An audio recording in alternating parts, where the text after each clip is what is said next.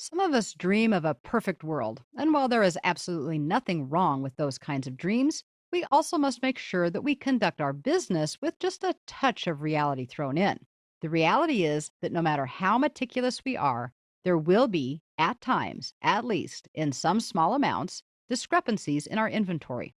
In other words, what QuickBooks says we have on hand or should have on hand, and what is actually on the shelf may be slightly different.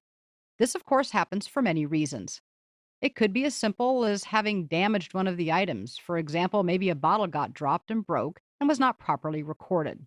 The other could be the always unpopular concept of shrinkage, which often means someone, for some reason, has taken an item and not recorded it.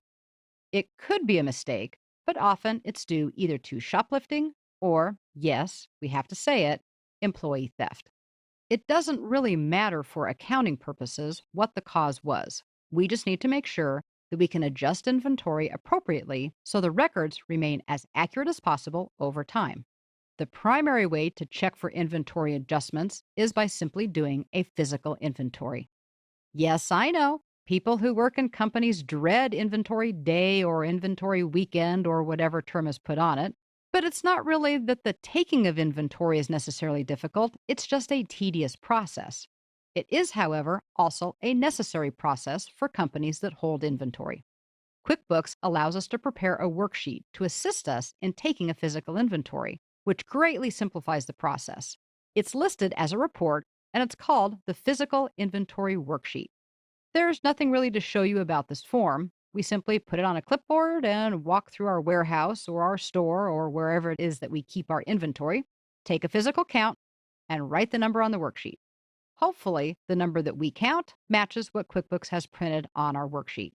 If it does not, then we need to make an adjustment, and that is what we want to do next. When we're in our company file, we can, of course, access this from the vendor menu. But if we have the home screen displayed and we go all the way over to the right to the company category, there's an option called Inventory Activities. And if we click to open the dropdown, we see an option to adjust the quantities or value on hand. We should not be surprised at this point that it opens a window that gives us several options. We've just done our physical inventory, so we will be adjusting the quantities on hand. We also want to make sure that we enter the correct adjustment date. Then we have to attribute that adjustment to a particular account. Because what we're talking about is having either more or less of something in inventory than we thought we should have, that's going to be made to the cost of goods sold account. Now, it's simply time to get to work. And we're going to do that by clicking or tapping the Find and Select Items option that's about halfway down on the left side of the screen. This is simply displaying all of our items. Now, it's important to know that it is not just inventory items, it is all of our items, including services and non inventory items. We simply need to find the ones that we want, designate them with a checkbox, and then click Add Selected Items, which is on the bottom right of the window. The selected items will be displayed along with their description, and then we can change the quantity on hand. Now, I know this doesn't happen very often, but sometimes we actually have more in inventory than we thought we did. In this case, we're going to take the quantity that QuickBooks expects to see, and in the column to the right, we're going to put the new quantity. How many did we actually count? When we move off of that new quantity, QuickBooks does some calculations, including the difference in quantity, which in this case is two more than we thought we should have. We can't quite see everything the way that our window is sized, so let's go ahead and bring it back to its restored size, which allows us to see the right side of the window. We don't have a units of measure, but now we can see that QuickBooks has calculated everything at the bottom of the screen. So we know that the total value of the adjustment is $6.56. The number of items that we made adjustments to is 1. If we look to the left side of the screen, we can see that for the selected item, the quantity on hand should have been 2. The average cost for that item was $3.28, giving us the total value of $6.56. This is the most common type of adjustment that we make, but I wanted to let you know that at the very top left side of the screen, when we initially said we were only going to be adjusting quantity, that we do have a couple of other options. On occasion, we need to adjust the total value, and sometimes we need to adjust both the quantity and the total value. Working with values simply adds a couple of columns called current value and new value.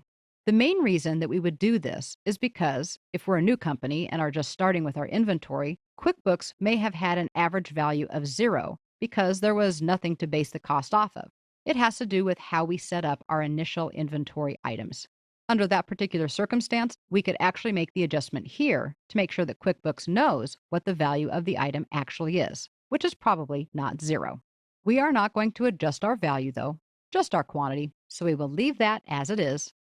Move to the bottom right of the screen and click or tap Save and Close. I know very well that a lot of people don't like inventory, and a lot of people don't like having to make adjustments.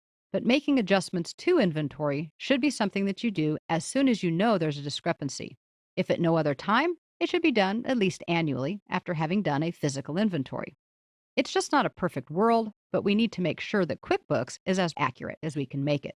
QuickBooks allows us to adjust quantities on hand and even value, but it does so through proper accounting practices, not just going in and changing quantities of them. That gives us an audit trail, and all of the accounts involved with inventory valuation will remain accurate.